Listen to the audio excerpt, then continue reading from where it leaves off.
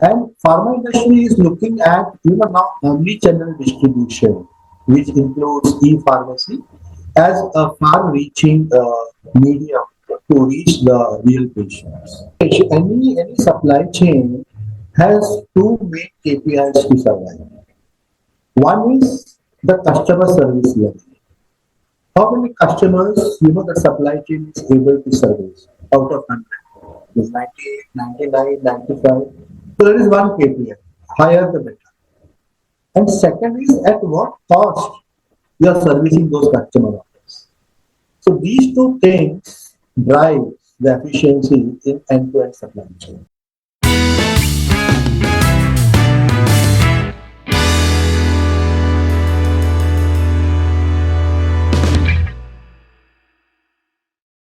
Hello, everyone. Welcome in the first episode of the season 2 of MAD Talk, Medical Education Determination Talk. And today we have with us a very special guest, Mr. Tapan Shah, sir, who has 25 plus years of experience in the procurement and supply chain into the pharmaceutical landscape. Firstly, welcome on the show, sir. Thank you so much, Lokesh. Nice to be here. Ask you from your LinkedIn that you mentioned transformation enthusiast at sourcing procurement. Like no head, no VP, not something fancy word. It's transformation enthusiast. Just brief me about it. Yeah. See, having worked in the industry for almost 3 decades in this domain of supply chain, I am quite aware about various pain points. So I'm trying to help the fraternity to get rid of those pain points and enjoy the professional life. So that is called transformation. So I'm trying to transform their lives, which are normally under stress all the time. You have 25 plus year journey off into the pharmaceutical landscape. Can you just little bit brief about work, about you also? Yeah. Okay. See, after my graduation in engineering, I started straight in the procurement because I selected procurement as my career. And I entered the pharmaceutical industry by chance. Okay. The recruitment criteria was that the candidate should be just an engineer. And that's how I ended in pharmaceutical. When I came to the industry, I didn't know what is the dosage forms, how medicines are prepared, what is the production process, how it is sold, and things like that. But once I came into it, I found the world, very amazing. And from there, the journey started for more than decades in pharmaceutical industry. I love that because it touches the human lives very closely, and you enjoy, contributing, in the industry which saves human lives. So, sir, right now in the market, a buzzword is there from last after the COVID is the e-pharma in the news also because of the heavy competition in this market. And the second one is the some sort of funding crunch. So, like, what's your understanding from this overall scenario, and how supply chain and procurement comes into the picture in this e-pharma also? See, traditionally, if you look at the pharma industry, the 99% of the medicines are distributed by brick and mortar stores. And the industry is regulated by a number of laws, more than half a dozen laws, and it is primarily a prescription division, a prescription-driven, process. So obviously, brick and mortar stores supports that way of working. But in last 3 4 years, like any other customer, even the medicine customers are looking for convenience and affordability. And that's how I think it created an opportunity for distributing medicines online and to a larger reach to the population. But the thing is, since it is a regulated market, there are challenges, right? And because e-pharmacy is still not given and industry status. If it is not industry status, then the entire game changes and it becomes more reachable, more friendly with the user. Just to give an example, in Western world, they have completely banned paper prescription. It is all online, and those prescriptions straight away land on the pharmacist's computer or laptop, and the medicines are dispersed. But then that is one. Here in India, we have the challenges like connectivity, the literacy, and awareness about the usage of medicine. Still, people go and ask the pharmacy, I have so much, trouble on so and so, issue. Can you give me a good medicine? So I think the game is changing, and pharma industry is looking at now omni-channel distribution, which includes e-pharmacy as a far-reaching medium to reach the real patients. E-pharmacy can add some more value just beyond just dispensing the medicines. So they have already started, like they are giving doctors consultation, facilitation on the portal. They are also giving the connect with the diagnostic labs for different laboratory tests and all. So they are also widening their offerings, and this will definitely result in gaining more popularity with the users.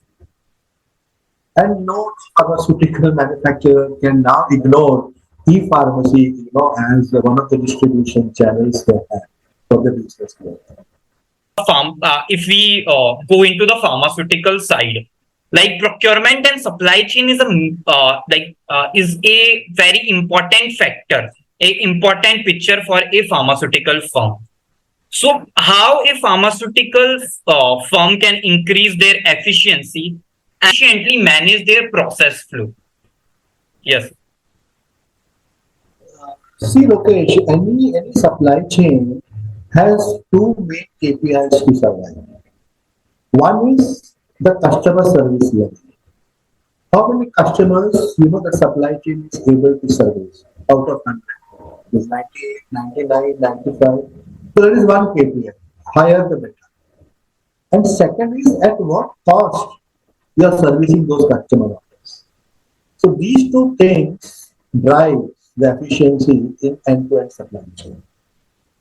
So again, that becomes a process. Okay. Now, if you look at the MRP of a medicine, a 30 to 35% of the MRP cost is in the form the distribution of medicine.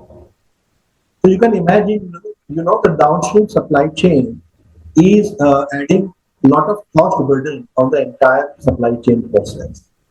So the focus is how do you improve that distribution. So in that game, it comes mainly warehousing and the transportation. And with the new technology, as you mentioned, AI and other process improvements, I think this the concept of 3PL and 4PL, they are gaining momentum, which definitely drive efficiency, in the downstream supply chain of pharmaceutical. If you look at the upstream, the more important thing is how you sense your customer demand. The more closer you are to the customer, more accurately you are sensing the demand, that will again drive the efficiency, right? So again, tools like AI and ML and a lot of analytics will help gathering the accurate demand pattern and then servicing the customer. Okay, just to give a comparison, the globally, the best customer service level in pharmaceutical is 99.5%, meaning they are only leaving half a patient, unserved from the supply chain. And if you look at the India scenario, then we are at 95. So we are missing at least five patients, servicing from our supply chain. Now, in the supply chain, inventory is another big cost because it gets accumulated at various points in the distribution. So if you look at that parameter, the inventory in the distribution network, the best in class in pharmaceutical globally is 170 days, whereas India stands at 231 days. So you can imagine, how far we are from achieving those efficiency.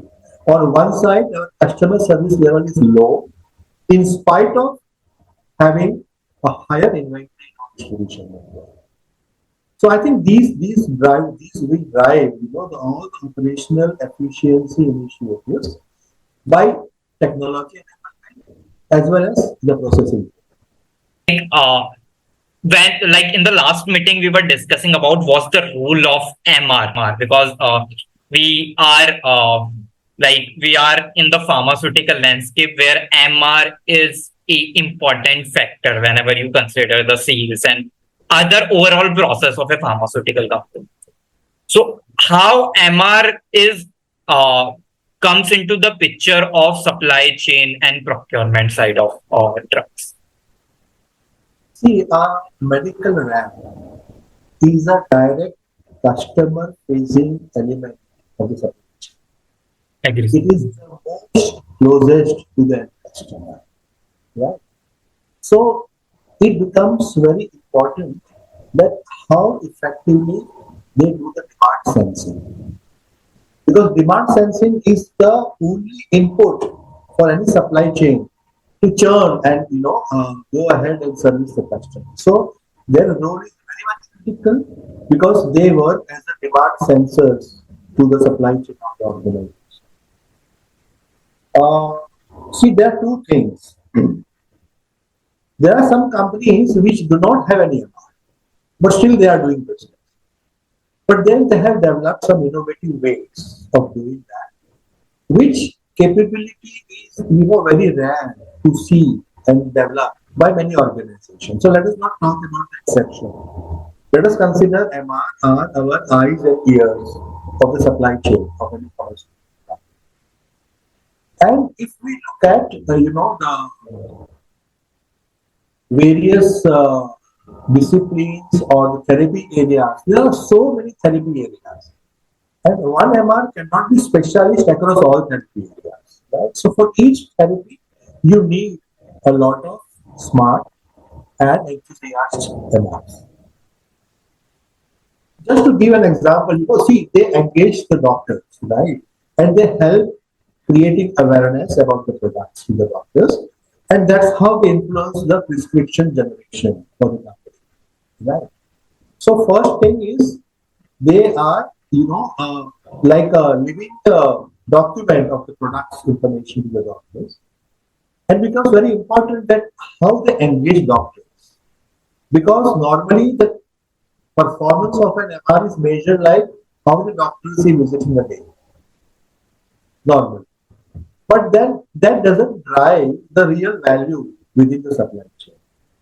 Just let's take an example. Say there is a therapy on urology, okay, and a city like Hyderabad. So when an MR has to engage doctors in a urology therapy in a city of Hyderabad, he will find out how many doctors are there, of urology specialty. Say there are 100 and 240 doctors, right? Then he has to do the segmentation. Who are the MDs? Who are the MS? Who are the general physicians? And then develop the frequency of visits.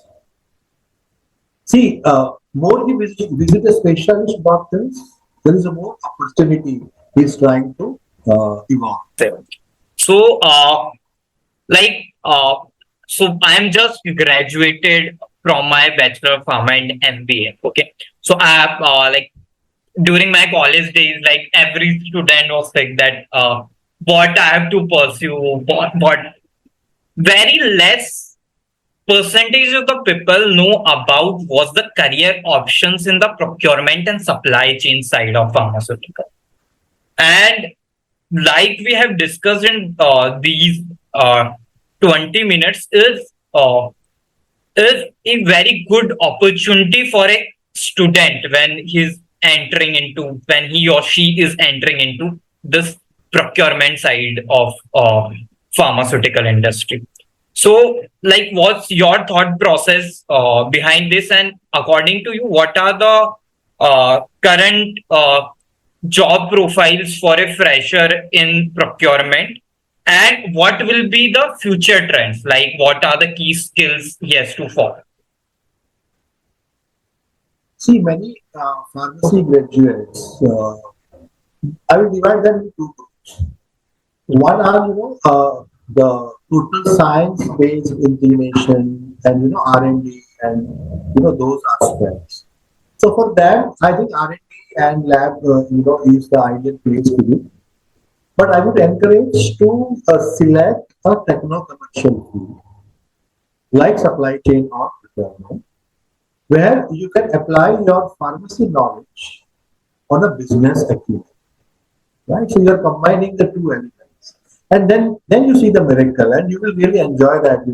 How science and economics work together, how science and uh, finance works together, and in supply chain, my recommendation would be to start with the downstream supply chain, meaning facing the customers first. Understanding the customer is the starting point, for learning any supply chain. So if you start, your career from, from that side, that will help to gain more insight on the customer behavior, right? Their likes, dislikes, favors. And from there, when you come to upstream supply chain, right? Maybe logistics, then warehousing, or further upstream like demand planning, supply planning. Those exposures and experience will be a true wealth for you to excel in those fields. So my recommendation is to start with the downstream supply chain. In fact, when we were, employed by the pharmaceutical employer, our initial, the training or the induction started with MRs, going with MRs to the doctors, how they, communicate to them, how they talk to them, what they present to them, what doctors ask, and things like that. So even for, the pure commercial employees also, the exposure was given how MR works and how we get, the insights from the customers and all. So that is the best way place to start. But if you still have, from the technology inclined mind, then you can start with the planner, demand planner, supply planner, where you can use a lot of technical tools, and increase your analytical skills and provide solutions to the business. And if you are, have a completely businessman acumen, then come into procurement because it deals with money, not your money, it is company's money, right? But then procurement supports end-to-end supply chain. If a demand planner wants to procure, say, a demand management tool, he has to negotiate with the service provider. On the downstream side, if you have to hire, say, a warehouse or engage a three-player service provider, right? Then again procurement comes in the picture. So it is not only the production of the medicine where you buy the raw materials, packaging materials, and help producing the goods. Whatever money the company is spending, the procurement can influence in terms of contributing to efficiency, savings, and direct profitability. And again, there your science knowledge will come and help. So these are different areas, but I will still recommend you come start the downstream supply chain. I am totally agree with your point, sir. Science plus business acumen. So I have done my bachelor of pharma and MBA. Okay, so starting from my first year, like studying pharma in your like first half and understanding the business in the second and helped me a lot to thinking from a business perspective. So like everyone who is growing in their field is if they are understanding from the money perspective that you are firstly where you are burning your money, second from where you are getting the money, and third one was the ROI factor. What are the key factors which Actually, are contributing to your ROI? Gives you a broad perspective in every field, in every business, not into the procurement, not into the marketing, in every field. So I'm you are totally right. See, Lokesh, yeah. whichever role or function you start, see, every company have KRAs and KPIs to monitor. So my suggestion is try to translate every KRA of yours into money terms. Not only you will enjoy, even your boss will enjoy. I'll just share a small joke if you allow me. Yeah, sure, sure. And yeah, There was there was a board meeting going on in a pharmaceutical company, right? okay. And any supply chain, they measure their customer service with a parameter called on time in full. Whatever customer service orders you have the completed on time and in full quantity. That is a parameter, right? So the boardroom had representatives from finance, from quality, from legal and all, and they were all discussing how to improve. Okay. So except sales and marketing, nobody was talking much about it. So the CEO got annoyed. So he asked everybody, how many of you feel that you are not contributing to OT? Many people raised their hands. The CEO told, okay, if you are not, contributing to OT, if you are not required in the company, I am firing you all. Then people started talking, no, in what way I am, contributing, finance and all. So this is how, right in the beginning, you say in money terms, how my KPIs are contributing to your bottom line order. So, sir, when I was reading an article, so uh, in India, right now, there are major challenges in supply chain. The first one is managing the relationship with our supplier is a uh, good contributing factor there. And second one is there is lots of data from because companies are working since 20 years, 30 years, 60 years. It's lots of data. So they are not analyzing that data to create a future perspective for them. I think technology will help them to create a significant impact there. But what, according to you, what are the current challenges uh, and how COVID-19 contributed into it? Because after COVID-19, there are major changes going into this industry. So, and what will be the future trends? So, there are three different perspectives I want to know from your side. See, the major challenge in supply chain is, in end-to-end supply chain, there are many individual functions involved, like planning, procurement, manufacturing. The most challenging, task is the collaboration because every function works, in a silo, in an isolation. That these are my deliverables, and I will deliver these, and not thinking how adversely or favorably it will, imply to my next link in the supply chain. So I think collaboration is continue, still a major challenge even after COVID-19. Right. So I think the one team, the one goal, the one number, that concept is coming. Everybody talks about one number, one top line, one bottom line, one service level. And everybody, writing, okay, this is how much I will contribute from my side and all. So that collaboration needs to be made more stronger. During COVID-19, that started happening because there are some reviews which were happening on monthly. That started happening weekly or daily also. The suppliers were treated like like they are their slaves, like that. But then now people have started respecting the suppliers, treating them as partners. However small or however big supplier it is, it doesn't matter because every supplier contributes to the strength of the entire supply chain. And the disruptions, earlier there was learning from all disruptions, but it was confined to the local people's knowledge or local desktop, how those disruptions are managed. But today with the technology, I think people are working on end-to-end visibility, what if scenarios, and ML is helping them, that similar incidents if happens in future, these are the remedial actions which are available, right? So technology is helping, in foreseeing or predicting, the future what ifs and being ready, how do we handle that if it once again happens? And cost continues to be the challenge because inflation beats top line as well as bottom line. So what are the ways to beat inflation?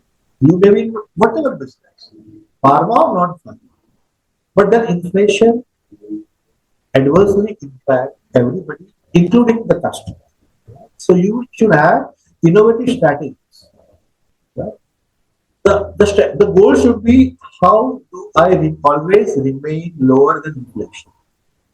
If inflation is 7%, how can I manage with 3%, 4%? You can't avoid the increases, but then how do you limit it below, the average inflation? So that is a survival challenge. If you can't keep your cost in control, then you go out of control. The future trend in pharmaceutical, I would say, affordability is a major challenge in terms of the cost and population. Second is the reach. How do you reach the remote places in the country which are not connected with internet or even not connected with the normal transportation and communication means. What is lacking is for quite a few years there have never been a blockbuster drug in the pharmaceutical. You look at the history, the last blockbuster maybe 30 years back. After that, nothing has come up. So people are looking at the pipeline, R&D talent, not only molecules, it can be the delivery system. How easily you can dispense or act the medicines into the client's body and the reactions to that. And the GMP, axis on GMP, CGMP is still a challenge. Whatever controls you keep, whatever audits you do, but still you see various, incidences happening of spurious drugs and the deaths due to spurious drugs and all. So these challenges will have to still, find better ways to deal with. When I was a part of an webinar from the like very good consulting into the procurement and what they were discussing is before COVID-19, procurement team were there, but they are not into the what we can say into the limelight. But after COVID-19, companies also understood the importance of every step of the procurement and why it's important. So, like it's been a great conversation, sir, throughout the podcast. I really enjoyed and find really insightful. Thanks, Lokesh. In fact, I also enjoyed the conversation, and it was really, mind filling. And all the best to you.